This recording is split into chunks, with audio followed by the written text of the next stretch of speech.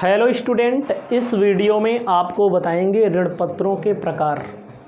जो student BCom में corporate account का पेपर देंगे, जो स्टूडेंट अकाउंटिंग 12th का पेपर देंगे, गारंटी दे रहा हूँ इस वीडियो से आपके पेपर में आएगा, फुल गारंटी है। और आपको मैं बता दूँ ऋण पत्रों का जो प्रकार है, ऋण पत्रों के निर्गमन एवं शोधन संबंधी चैप्टर से है। तो आपको पहले एक बार याद दिला दूं, ऋण पत्र होता क्या है। ऋण पत्र का मतलब होता है, ये ऋण पत्र एक ऐसा प्रपत्र होता है जिसमें ऋण से संबंधित सभी शर्तें लिखी होती हैं। समझिएगा, ऋण पत्र एक ऐसा प्रपत्र होता है जिसमें ऋण से संबंधित सभी शर्तें लिखी होती हैं। ऋण लेने वाले का नाम, यानी कि कंपनी ऋण लेगी, ब्याज की दर, पता लिखा होता है, मूल राशि जितना ऋण लिया जा रहा है, देने वाले का नाम भी लिखा जाता है, कंपनी की बाकायदा मुहर लगाई रहती है, ब्याज की दर, कितना पैसा लिया जा रहा है, कब पैसा वापस किया जाएगा, वापस करने की शर्तें होंगी, इकट्ठा पैसा वापस करोगे कि किस्तों में वापस करोगे ना, ये सब ब्यौरा लिखा होता है। इसका वीडियो ऑलरेडी बन चुका है। तो ऋण पत्र में पहला है, देखो, सुरक्षा की दृष्टि से, सुरक्षा की दृष्टि से कहा गया है रक्षित ऋण पत्र। रक्षित को आप सुरक्षित नाम से संबोधित कर सकते हैं। कौन सा ऋण पत्र? सुरक्षित, सिक्योर्ड। ऐसा ऋण पत्र जो कंपनी की संपत्तियों पर प्रभारित होता है।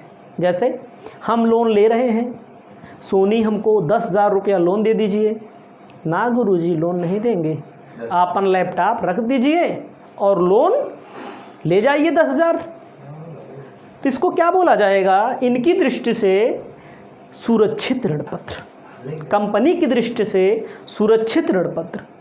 हमारा लैपटॉप कोई 10,000 रुपया हमको दे और हमारा लैपटॉप रख ले, परिसंपत्तियों पर प्रभारित हो, तो उसको क्या बोलेंगे बच्चा? सुरक्षित ऋण पत्र। मैंने समझाया आपको ना, देखो क्या लिखा है। रक्षित ऋण पत्र का आशय उन ऋण पत्रों से है जहां भुगतान की अदायगी ना कर पाने की स्थिति के उद्देश्य से कंपनी की परिसंपत्तियों पर प्रभार स्थापित किया जाता है। क्या स्थापित किया जाता है? प्रभार। प्रभार का मतलब होता है आसानी से लोन मिलेगा आपको, लेकिन आपको संपत्ति, जैसे गांव में देखते होंगे, शहरों में देखते होंगे, ठीक है, तो बहुत सारे लोग लोन देते हैं, सोना ले लेते हैं ना, बहुत सारे लोग लोन देते हैं। हमारे यहाँ बच्चे आते हैं पढ़ने, कहते हैं गुरुजी तुम ले लो, लेकिन हम कहते हैं तुम अपना लोन अपने पास रखो, ठीक है, क्योंकि हमको ज़रूरत भी नहीं है आप लोगों के सहयोग से। अगला आप समझिएगा, नहीं, पैसे की ज़रूरत तो सबको लगती है, लेकिन आवश्यकता से ज़्यादा हम उछलते नहीं हैं। प्रभार स्थिर हो सकता है, चल भी हो सकता है। स्थिर का मतलब होता है फिक्स संपत्ति, चल का मतलब चालू संपत्ति, दोनों प्रभार पे हो सकती है। डिजिटल बोर्ड हमारा रख सकते हैं अपने पास लोन देने के लिए। लोन देने के लिए कुछ हमारी, जैसे दुकान वाले होते हैं, उनका माल कौन होता है? चल होता है ना, रहतिया, उस पर हो जाता है, ठीक है। तो आप इसको मेन आप समझ लीजिएगा, ठीक है, और ज़्यादा आपको नहीं लिखना है। इसको क्या बोलते हैं? सुरक्षित ऋण पत्र कहते हैं। अगला है आरक्षित ऋण पत्र। समझिएगा, इसको असुरक्षित ऋण पत्र के नाम से भी जाना जाता है। किस नाम से?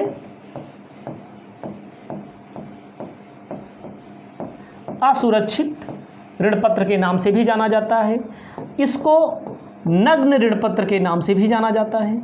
ऐसा ऋण पत्र, समझिए बेटा, ऐसा ऋण पत्र जो कंपनी की संपत्तियों पर एक विशिष्ट प्रभार नहीं होता है। हालांकि इन ऋण पत्रों पर स्वतः ही चल प्रभार स्थापित किया जा सकता है। सामान्यतः ऐसे प्रकार के ऋण पत्र जारी नहीं किए जाते हैं। ऐसा होता है कि जैसे मान लीजिए आप लोग से हमने लोन मांगा, भैया हमको लोन दे दो, लेकिन हम अपना लैपटॉप नहीं देंगे। कहोगे ना है गुरुजी, नहीं मिलेगा आपको लोन, कहोगे नहीं मिलेगा ना, नहीं, देने वाले दे भी सकते हैं, ऐसी बात नहीं है, लेकिन नियम के आधार पे ए वर्तमान में क्या हुआ है, जारी नहीं किया जाता। इसको नग्न कहते हैं। कोई आपसे लोन मांगे और आप दे दो उठा करके, आप कोई सिक्योरिटी ना रखो ना, आप कोई सिक्योरिटी ना रखो, इसको क्या बोलते हैं, नग्न ऋण पत्र बोला जाता है, आरक्षित ऋण पत्र बोला जाता है। अगला होता है अवधि की दृष्टि से। अवधि का मतलब मोचनीय, मोचनीय का को आप शोधनीय भी बोल सकते हैं। क्या बोल सकते हैं, शोधनीय बोल सकते हैं। अंग्रेजी में रिडीमेबल बोला जाता है। वे ऋण पत्र होते हैं जो एक निश्चित अवधि के बाद जिनका पैसा वापस करना होता है। जैसे आपने 10 साल के लिए लोन लिया, 10 साल मोचनीय ऋण पत्र वापस किया जाएगा। विशिष्ट अवधि की समाप्ति पर एक मुश्त राशि के रूप में कंपनी जीवन के दौरान किस्तों में, चाहे एक मुश्त दे दो चाहे किस्तों में दे दो, ऋण पत्रों को सम मूल्य पर या अधि राशि पर मोचित किया जाता है। सम मूल्य का मतलब 100 रुपये का अंश है। आपने 100 रुपये में 100 रुपया लिया था, आपने 100 रुपया उसको वापस कर दिया। आप सोचेंगे फ़ायदा क्या हो रहा है, ब्याज नहीं ले रहे थे साल भर में 2 बार ना। इसको बोल सम मूल्य पर भी वापस कर सकते हैं। सम मूल्य का 120 और प्रीमियम पर भी आप इसको वापस कर सकते हैं। उम्मीद करते हैं आपको समझ में आ रहा होगा ना। अविमोचनशील, ऐसे ऋण पत्र को अस्थायी ऋण के नाम से जाना जाता है ना। एक कंपनी की समाप्ति के समय, कंपनी की समाप्ति के समय या एक लंबी अवधि के दौरान के बाद इसका पैसा वापस किया जाता है। कौन सा, अमोचनीय। अमोचनीय को अशोधनीय बोलते हैं ना। समझ में आया। मोचनी में क्या होगा, एक निश्चित अवधि के बाद आपको पैसा वापस कर देना है, ठीक है कि नहीं। इसमें क्या होता है, इसमें लंबा समय लिया जाता है, ठीक है।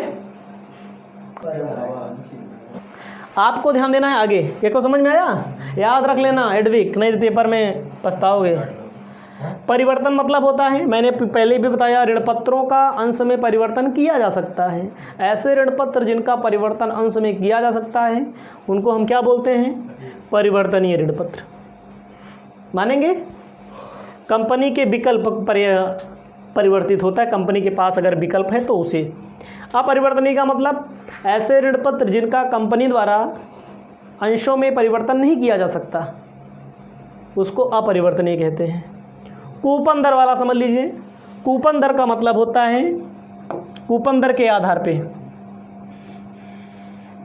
विशिष्ट कूपन दर, ये विशिष्ट ब्याज दर पर जारी किए जाते हैं, जिसे कूपन दर कहा जाता है। ये विशिष्ट दरें स्थिर हो सकती हैं। कहने का मतलब जैसे ऋण पत्र जिन पर पहले से पूरा का पूरा परसेंटेज निश्चित हो, 9% ब्याज लगेगा, 10% ब्याज लगेगा, 11%, 12%, 15% ना पहले से, उसको क्या बोलेंगे, शून्य कूपन दर। ए ब्याज की कोई विशिष्ट दर नहीं फिक्स रहती, इसमें नहीं वहन करते। निवेशकों की क्षतिपूर्ति करने पर ऋण पत्र बट्टे के साथ जारी किए जाते हैं, ठीक है। कूपन दर में 2 हैं, एक में फिक्स रहेगा पहले से, दूसरे में फिक्स नहीं रहेगा। अगला है पंजीकृत ऋण पत्र। पंजीकृत ऋण पत्र वे ऋण पत्र होते हैं, वे ऋण पत्र होते हैं जिन्हें कंपनी द्वारा रखे गए एक रजिस्टर में नाम, पता, ऋण पत्र धारक, विशिष्टताओं सभी विवरणों को प्रविष्ट किया जाता है। पंजीकरण का मतलब होता है, समझिए, जैसे हमारे यहाँ रेहान आए हैं पढ़ने, इनको हम पंजीकृत ऋण पत्र निर्गमित करें ना। इनका नाम लिख लेंगे अपने डायरी में, रेहान। कौन मोहल्ला है, कौन मोहल्ला है, बलीपुर मोहल्ला है, प्रतापगढ़ जिला, सुल्तानपुर, अमेठी, जो भी लिख दो ना। इनका नाम अगर हमारे रजिस्टर में लिख लिया गया तो रेहान का नाम लिख लिया गया, रेहान आएंगे तब इनको क्या दिया जाएगा, ब्याज दिया जाएगा।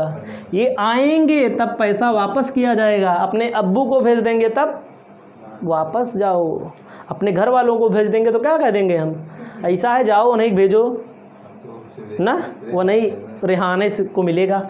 समझिएगा, इसमें बाकायदे नाम, पता, ये सब चीज़ें लिखी जाती हैं। अगला होता है वाहक। वाहक का मतलब होता है जो डिलीवरी या सुपुर्दगी द्वारा हस्तांतरित किए जा सकते हैं। मतलब एक बेचो नहीं सकते हो आप, याद रखिएगा एक तरह से। अब वाहक का मतलब आप किसी और को भेज देंगे, अपने अब्बू को भेज देंगे, अपने भाई को भेज देंगे, तो उनको हम कोई रिकॉर्ड कंपनी नहीं रखती। ऋण पत्रों पर ब्याज का भुगतान उस व्यक्ति को किया जा सकता है जिसके पास ये वाला ब्याज रहेगा, ये वाला ऋण रहेगा, ठीक है। इसको आप इस तरह से भी समझ सकते हैं। पूरा स्ट्रक्चर बनाया गया है आपके सामने, देखो।